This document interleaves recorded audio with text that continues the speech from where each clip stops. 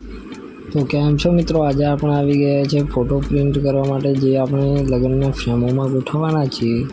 તો આપણે photo frame કરવા આવી ગયા છીએ સ્ટુડિયો પર. અહીંયા હું બેઠો છું. હમણાં ફોટો પ્રિન્ટ થાય છે.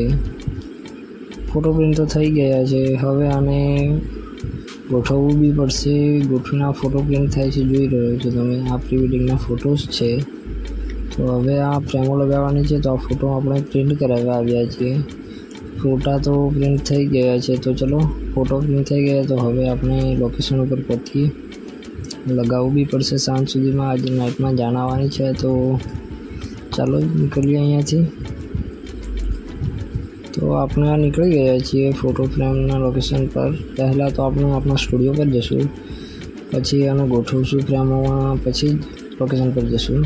તો આ સ્ટુડિયો પર પણ આવી ગયા અને આ ફ્રેમો ગોઠવવાનું કામ ચાલુ કરી દીધું છે. આમાં બહુ માથાકૂટ છે. આ કટ કરવું પડે છે બધું. ફોટો ફ્રેમ મોટી થઈ ગઈ છે. કશું વાંધો નહીં, આમાં આપણે ફિટ કરી દઈશું. ચલો, ફિટ તો કરવાનું કામ ચાલુ થઈ ગયું છે ટોટલી.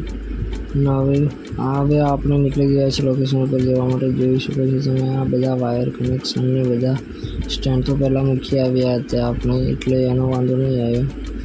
હવે આ લોકેશન પર પહોંચીને એનું કામ ચાલુ કરી દીધું છે આપણે લગાવવાનું.